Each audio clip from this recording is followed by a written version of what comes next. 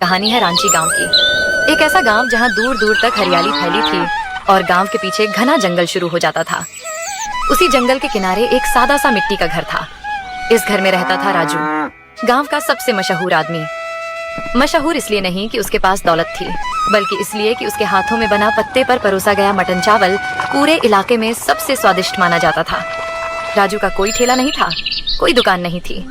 वह अपने ही घर में मटन पकाता और घर के बाहर नीम के पेड़ के नीचे लोग पत्तल बिछाकर बैठ जाते। जंगल की ठंडी हवा, लकड़ी की आंच और मसालों की खुशबू सब मिलकर ऐसा माहौल बनाते कि भूख अपने आप दोगुनी हो जाती। एक दिन दोपहर से ही राजू चूल्हे पर मटन चढ़ा चुका था। लकड़ी धीरे धीरे जल रही थी और हांडी से मसालों की खुशबू हवा में फैल चुकी थी।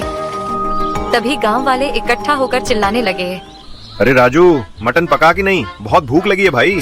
राजू अंदर से हंसता हुआ बाहर आया और बोला, बस 10 मिनट और रुक जाओ, मटन पकने ही वाला है। अरे भाई, कितना समय हो गया, थोड़ी और लकड़ी डाल दे, जल्दी पक जाएगा। नहीं भाई, यही तो असली कमाल है। मटन अगर धीरे धीरे पके तभी मसाले अंदर तक जाते हैं। जल्दी में पकाया तो स्वाद मर जाएगा। ठीक है गुरु, तुम जो कहो, लेकिन जल्दी लाओ, पेट में चूहे कूद रहे हैं। थोड़ी देर बाद राजू ने हांडी उतारी। मटन पूरी तरह रस में डूबा हुआ था। उसने बड़े प्यार से पेड़ के पत्तों पर पहले खिले खिले चावल परोसे, ऊपर से मटन डाला, साइड में पापड़, नींबू और प्याज रखे। गांव वाले खाने लगे। एक आदमी ने मुंह में निवाला डालते ही कहा, भाई, ऐसा स्वाद कहीं नहीं मिलता। मटन इतना रसीला है कि हर बाइट में मजा आ जाता है। राजू, सच कहे तो तू जादू करता है। ऐसा मटन बस तुम्हारे पास ही मिलता है। राजू बस मुस्कुरा देता। थोड़ी ही देर में सारा मटन खत्म हो गया। लोग तृप्त होकर उठे और राजू अपनी कुल्हाड़ी उठाकर फिर जंगल की ओर लकड़ी लाने निकल पड़ा। जंगल के अंदर राजू लकड़ी काट रहा था। कुल्हाड़ी की थक थक आवाज गूंज रही थी कि तभी झाड़ियों के पीछे से घोड़ों की आहट सुनाई दी। राजू ने चौंक कर सिर उठाया। सामने एक राजा और उसके 2 सिपाही खड़े थे। उनके चेहरे थके हुए थे और कपड़ों पर धूल जमी थी। अरे ओ सुनो, हमारे राजा को बहुत भूख लगी है। यहाँ से गांव कितनी दूर है? महाराज, यहाँ से गांव तो बहुत दूर है, पर मेरा घर यहीं पास में है। अगर आज्ञा हो तो आप मेरे घर चल सकते हैं। ठीक है, वैसे भी बहुत देर हो गई है, आज कोई शिकार नहीं मिला, चलो इसी के घर चलते हैं। राजा और सिपाही राजू के साथ उसके घर पहुँचे। राजू बोला, महाराज, थोड़ा समय दीजिए, मैं आपके लिए बढ़िया मटन चावल बनाता। ठीक है, लेकिन जल्दी बनाओ, भूख बहुत लगी है। राजू फुर्ती से काम में लग गया। थोड़ी ही देर में वह मटन चावल परोस लाया। राजा जमीन पर बैठा और जैसे ही पहला निवाला मुंह में डाला, उसकी आंखें चमक उठी। वाह, सच कहता हूँ, ऐसा स्वाद मैंने कभी नहीं चखा। इतना रसीला मटन हमारे राज्य में कोई ऐसा नहीं बनाता। महाराज, ये हमारे रांची गांव का मशहूर मटन चावल है। इसे धीरे पकाने में ही इसका असली स्वाद छुपा है। खाना खत्म कर राजा और सिपाही चले गए। कुछ देर बाद राजू गांव सामान लेने गया। वहाँ कुछ लोग घबराए हुए मिले। राजू, तुम्हें पता है, पास के गांव का राजा हम पे हमला करने वाला है। हाँ, अभी थोड़ी देर पहले वही राजा अपने सिपाहियों के साथ रास्ता ढूंढ रहा था। हमारे राजा ने पीछा किया, पर वो छिप गए। ये सुनते ही राजू के पैरों तले जमीन खिसक गई। उसे याद आया, वही राजा उसके घर खाना खाकर गया था। वह दौड़ता हुआ घर लौटा और अंदर जाकर बुदबुदाया, अगर हमारे राजा को पता चल गया कि मैंने दुश्मन राजा को अपने घर में छुपाया था, तो मेरी खैर नहीं। रांची गांव के राजा तक यह खबर पहुंच चुकी थी कि गांव में किसी आदमी ने शत्रु राजा को अपने घर में छुपाया था। राजा आग बबूला हो उठा। उसी दिन दरबार बुलाया गया। दरबार में राजा ने गुस्से में घोषणा की, जिस किसी ने हमारे दुश्मन को अपने घर में पनाह दी है, उसे ढूंढ कर मेरे सामने लाया जाए, और जो भी उसकी खबर देगा उसे मैं ढेर सारे हीरे और जवाहरात दूंगा। राजा की यह घोषणा सुनते ही खबर गांव में आग की तरह फैल गई। चौपाल, गलियां, खेत, हर जगह बस इसी की चर्चा थी। अरे अगर मुझे पता चल गया कि वो गद्दार कौन है, तो मैं तो माला माल हो जाऊंगा। ऐसे थोड़ी पता चल जाएगा, खोजबीन करनी पड़ेगी भाई, तभी कोई सुराग मिलेगा। ये सारी बातें चुपचाप सुन रहा था मधु, जो राजू के घर के पास ही रहता था। अगर राजा इतने हीरे जवाहरात दे रहा है, तो लगता है किस्मत अब मुझ पर मेहरबान होने वाली है। उसे याद आ गया, कल शाम राजू के घर के पास से घोड़ों की आवाज आई थी। मधु तेज कदमों से राजू के घर पहुंचा और बाहर से चिल्लाया, अरे राजू, ओ राजू, घर पर है क्या?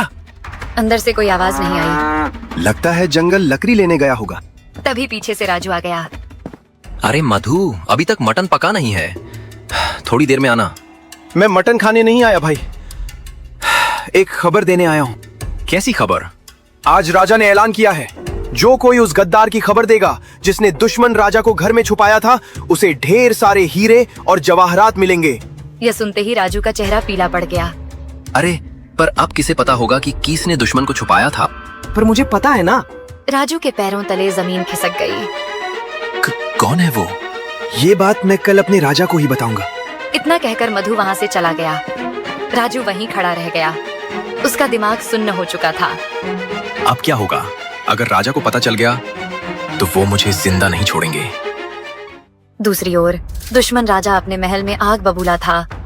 रसोई में खड़े होकर वह अपने बावर्ची पर चिल्ला रहा था। क्यों रे, तू रांची जैसा मटन चावल क्यों नहीं बना पा रहा? तेरे पास दुनिया भर के मसाले हैं, फिर भी उस जैसे स्वाद क्यों नहीं आ रहा? महाराज, मैंने पूरी कोशिश की है। महाराज, आपने जो मटन चावल खाया था वो एक खास लकड़ी के चूल्हे पर पकता है। उसी लकड़ी की धीमी आंच से मटन में अनोखा स्वाद आता है। हमारे राज्य में वैसी लकड़ी नहीं मिलती, इसलिए स्वाद वैसा नहीं बन पा रहा। मुझे बहाने नहीं सुनने, मुझे वही मटन खाना है।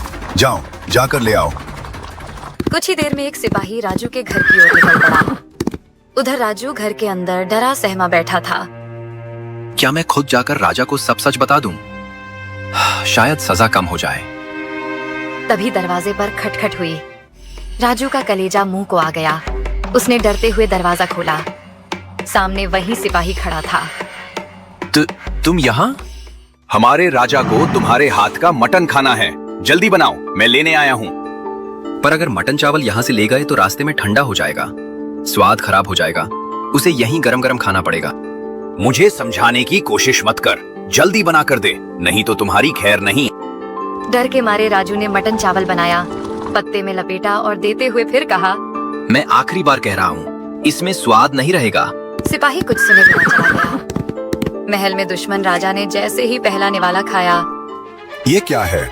इसमें तो कोई स्वाद ही नहीं। ये मटन कहाँ से लाए हो? महाराज, उसने कहा था कि अगर वहीं गरम गरम खाओगे तभी अच्छा लगेगा, ठंडा होते ही स्वाद बिगड़ जाता है। राजा सोच में पड़ गया। कुछ पल बाद बोला, ठीक है, जाओ और उसे बता दो, 2 दिन बाद हम खुद उसके घर आएंगे मटन खाने। सारी तैयारी रखने को कहना। सिपाही वापस आया और राजू से बोला, सुनो, हमारे राजा 2 दिन बाद तुम्हारे घर आएंगे, मटन खिलाने की तैयारी रखना। यह सुनते ही राजू की आंखों में एक चमक आ गई। यही मौका है, अब खेल पलट सकता है। बिना देर किए राजू सीधा रांची के राजा के पास निकल पड़ा। राजू हिम्मत जुटाकर सीधे महल पहुंच गया। दरबार में कदम रखते ही उसका दिल जोर जोर से धड़कने लगा। उसने हाथ जोड़कर कहा, महाराज, मुझे आपसे कुछ कहना है। क्या तुम जानते हो कि हमारे दुश्मन को किसने छुपाया था? जी महाराज, इसी बारे में बात करने आया हूँ। राजा ने तेज नजर से देखा। तो जल्दी बताओ, वो धोखेबाज कौन है? हम उसे अपने हाथों से सजा देंगे। राजू ने गहरी सांस ली और कांपती आवाज में बोला, महाराज, वो दुश्मन राजा मैंने ही अपने घर में छुपाया था। दरबार में सन्नाटा छा गया। राजा गुस्से से गरजा, क्या तुम ही वो गद्दार हो? सिपाहियों, तुरंत इसे कैद में डाल दो। सिपाही आगे बढ़े ही थे कि राजू जोर से बोला, रुकिए महाराज, पहले मेरी पूरी बात सुन लीजिए। राजू ने जंगल से लेकर मटन खिलाने तक की पूरी कहानी सुना दी। उसने आखिर में कहा, महाराज, वही राजा कल फिर मेरे घर मटन चावल खाने आने वाला है। हम उसे वहीं पकड़ सकते हैं। पर कैसे? मैं मटन में नींद की दवा मिला दूंगा। जैसे ही वो खाएगा उसे गहरी नींद आने लगेगी। तब आप चुपके से आकर उसे बंदी बना सकते हैं। बहुत बढ़िया योजना है, पर ध्यान रखना, उसे जरा भी शक नहीं होना चाहिए। जी महाराज, मैं पूरी सावधानी रखूंगा। राजू दरबार से बाहर निकला तो रास्ते में उसे मधु मिल गया। मधु उसे देखकर चौंक पड़ा। अरे राजू, तुम यहाँ? मधु, क्या तुमने राजा को बता दिया कि वो गद्दार कौन था या नहीं?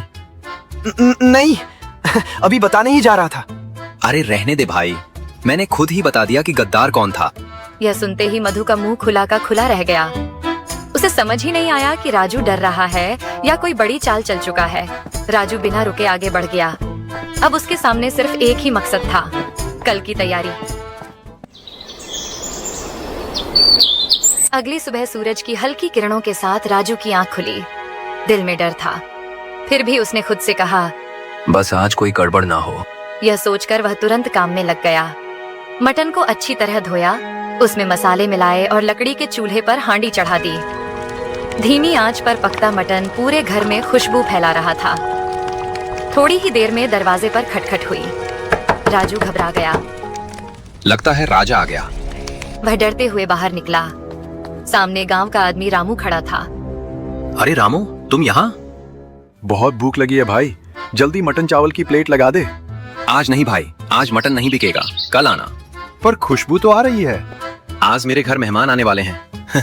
ये मटन उनके लिए है, तुम जाओ। रामू चला गया।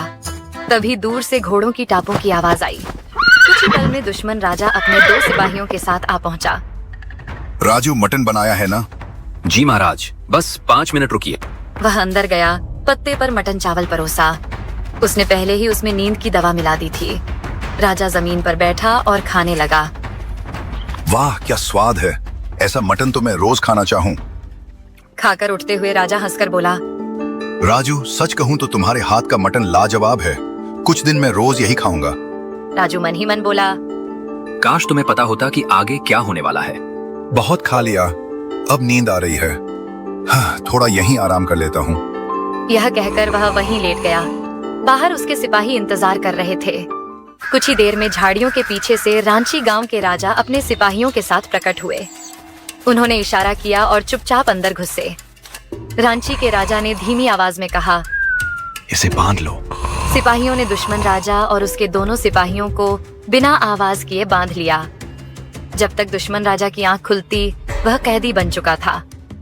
दुश्मन राजा के पकड़े जाने के बाद रांची गांव में खुशी की लहर दौड़ गई। अगले ही दिन राजा ने दरबार में राजू को बुलवाया। राजा ने सबके सामने कहा, राजू, तुमने हमारे राज्य पर से बहुत बड़ा खतरा टाल दिया है। तुम्हारी बुद्धि और साहस ने हमें बचाया है। महाराज, मैंने तो बस अपना कर्तव्य निभाया। राजा ने उसे इनाम के तौर पर हीरे और सोने के सिक्के दिए। इनाम मिलने के बाद भी राजू बदला नहीं।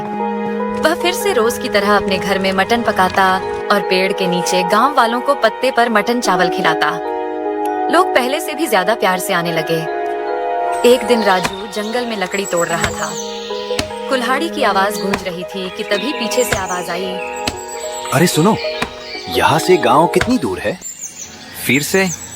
राजू की कहानी यहीं खत्म होती है, जहाँ हर मोड़ पर स्वाद, समझदारी और इंसानियत साथ चलती है।